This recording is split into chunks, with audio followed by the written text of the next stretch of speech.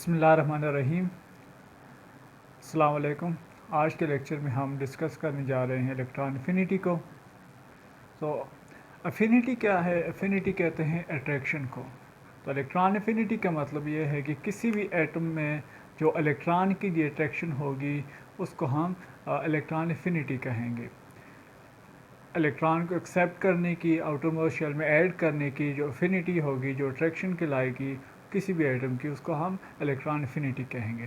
तो इसकी डेफिनेशन हम यूँ करेंगे कि the minimum energy released when an electron is added to gaseous atom of an element in its valence shell. ठीक है कि किसी भी एटम के वैलेंस शेल में जब एक इलेक्ट्रॉन ऐड होगा तो उस वक्त जो मिनिमम एनर्जी रिलीज़ होगी उस एनर्जी को हम इलेक्ट्रॉन एफिनिटी कहेंगे। तो जनरली क्या होता है कि लेट्स सपोज यहाँ पर कोई भी एटम है और उसके अराउंड जो है वो इलेक्ट्रॉन रिवॉल्व कर रहे हैं। तो अब इस एटम न्यूक्लियस के जो अट्रैक्शन है इन इलेक्ट्रॉन्स के ऊपर वो अपनी एक स्पेसिफिक है। ठीक है, तो जब दूसरा इलेक्ट्रॉन जो हम ऐड करना चाहेंगे तो ऑब्वियसली ये इसके ऊपर भी फोर्स अट्रैक्ट करेगा। तो इस न्यूक्लियस की इस इलेक्ट्रॉन के ऊपर जो अट्रैक्शन होगी इसको अपने इस ऑर्बिट में ऐड करने के लिए, तो वो क्या कहलाएगी? इसके इलेक्ट्रॉन एफिनिटी क्या कहलाएगी।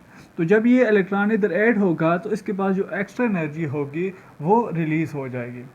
तो इसको हम रिप्रेजेंट करते हैं नेगेटिव वैल्यू से। ठीक है, नेगेटिव वैल्यू का मतलब ये है कि चूँकि एक्स्ट्रा एनर्जी रिलीज़ हो रही है, तो ऐसा प्रोसेस जिसमें एनर्जी जो है वो रिलीज़ हो तो उसको हम क्या कहते हैं? एक्सोथर्मिक प्रोसेस, और इसके लिए हम नेगेटिव साइन यूज़ करते हैं।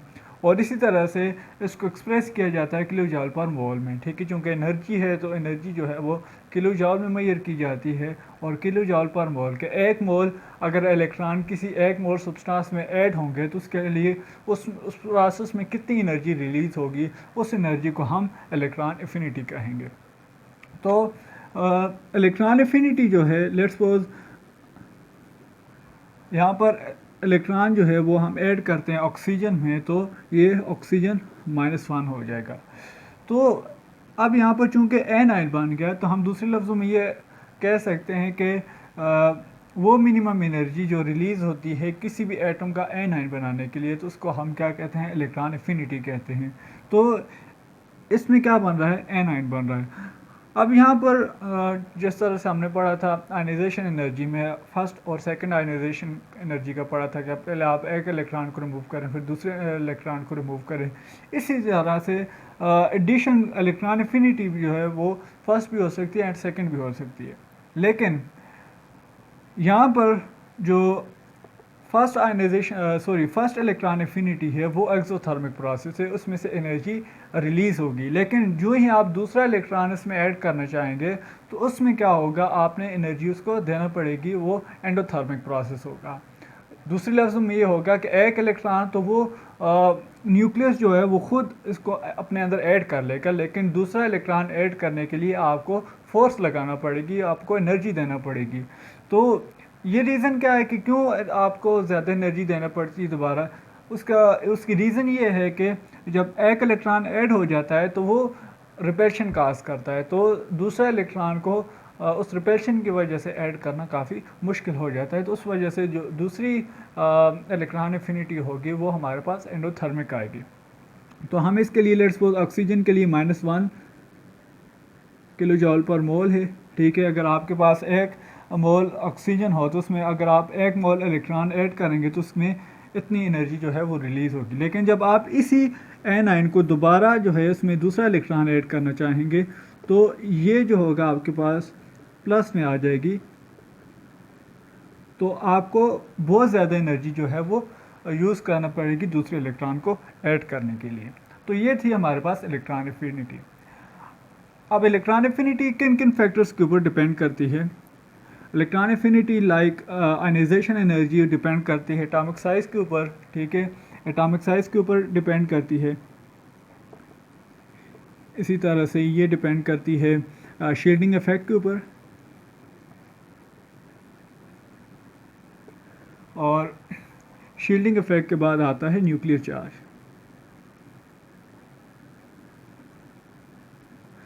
तो न्यूक्लियर चार्ज के ऊपर ये डिपेंड करती है। ये 3 फैक्टर्स जो हैं जो इसको मय्यर करते हैं। तो एटॉमिक साइज़ जो है, हमें पता है कि जो जो एटॉमिक साइज़ इंक्रीज़ होता जाता है, इलेक्ट्रॉन एटम्स का न्यूक्लियस का वैलेंस शेल के ऊपर होल्ड कम होता जाता है।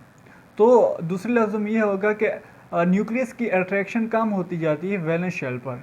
तो ऑब्वियसली जब उसकी अट्रैक्शन कम हो रही है तो वो अफेक्टिवली इलेक्ट्रॉन्स को अपने अंदर ऐड नहीं कर सकेगा। तो इस वजह से जितना एटॉमिक साइज़ इंक्रीज़ होता जाता है, इलेक्ट्रॉन एफिनिटी की वैल्यू कम होती जाती है। इसी तरह से शील्डिंग इफेक्ट भी है। शील्डिंग इफेक्ट और एटॉमिक साइज़ जो एक दूसरे से रिलेट करते हैं। जितना ज़्यादा शील्डिंग इफेक्ट होगा, नंबर ऑफ़ शेल्स ऐड होते जाएंगे, न्यूक्लियस का होल्ड कम होता जाएगा, और इसी तरह से जो इलेक्ट्रॉन एफिनिटी की वैल्यू है वो कम होती जाएगी। और न्यूक्लियर चार्ज जो है वो इन्वर्सली है, मतलब ये है कि जितना डायरेक्टली रिलेटेड है कि जितना न्यूक्लियर चार्ज इंक्रीज़ होता जाएगा, इलेक्ट्रॉन एफिनिटी की वैल्यू भी इंक्रीज़ होती जाएगी। उसकी रीज़न ये है कि एटॉमिक साइज़ जो है वो कम होता जाता है जब न्यूक्लियर चार्ज इंक्रीज़ होता है। तो उसकी वजह से न्यूक्लियस की अट्रैक्शन ज़्यादा हो जाती है और वो मोर इफेक्टिवली अपने अंदर इलेक्ट्रॉन को ऐड कर सकता है। तो ये डिक्रीज़ करता है एटॉमिक साइज़ की वजह से, और increase in shielding effect electron affinity decrease होती है, और increase in nuclear charge electron affinity क्या होते हैं, इंक्रीज़ होती है। तो ये फैक्टर्स हैं जिनके ऊपर ये डिपेंड करते हैं। अब हम बढ़ते हैं इसके ट्रेंड्स के ऊपर कि पीरियाडिक टेबल में इसके क्या ट्रेंड्स हैं, ये पीरियड्स में इंक्रीज़ होगा या डिक्रीज़ होगा, या ग्रुप्स में इसकी क्या रिपीटिशन है। तो पहले हम डिस्कस करते हैं ग्रुप्स को। तो अगर हम ग्रुप्स में देखें तो ग्रुप्स में हमें पता है कि नंबर ऑफ़ शेल जो हैं वो ऐड होते जाते हैं। जब आप टॉप से बॉटम की तरफ आते हैं तो नंबर ऑफ़ शेल जो हैं वो ऐड होते जाते हैं। पहले 1s होता है, फिर 2s, फिर इसी तरह से नंबर ऑफ़ शेल ऐड होते जाते हैं। तो नंबर ऑफ़ शेल ऐड होने की वजह से शील्डिंग इफेक्ट ज़्यादा होता है, एटॉमिक साइज़ ज़्यादा होता है, न्यूक्लियस का होल्ड वैलेंस इलेक्ट्रॉन्स के ऊपर कम हो जाता है। तो सादे लफ्ज़ों में ये है कि इन ग्रुप्स इलेक्ट्रॉन एफिनिटी की वैल्यू कम हो जाती है। जब आप मूव करते हैं from top to bottom, electron affinity की वैल्यू क्या हो जाती है, डिक्रीज़ हो जाती है, कम हो जाती है। इसी तरह से जब आप इन पीरियड्स में मूव करते हैं तो पीरियड्स में क्या होता है, number of electrons plus number of proton भी ऐड होते हैं। जब एक इलेक्ट्रॉन ऐड हो रहा है तो उसका मतलब ये है कि प्रोटॉन भी न्यूक्लियस में ऐड हो रहा है। तो न्यूक्लियर चार्ज जो है वो इंक्रीज़ हो जाता है। जब न्यूक्लियर चार्ज इंक्रीज़ होगा तो एटॉमिक साइज़ जो है वो श्रिंक हो जाता है और न्यूक्लियस की अट्रैक्शन ज़्यादा हो जाती है on the outer most shell या वैलेंस शेल के ऊपर। तो जब हम मूव करेंगे फ्रॉम लेफ़्ट टू राइट, ठीक है, लेफ़्ट टू राइट मूव करेंगे तो न्यूक्लियर चार्ज इंक्रीज़ हो रहा है। न्यूक्लियर चार्ज इंक्रीज़ होने की वजह से इलेक्ट्रॉन एफिनिटी की वैल्यू भी इंक्रीज़ होती है।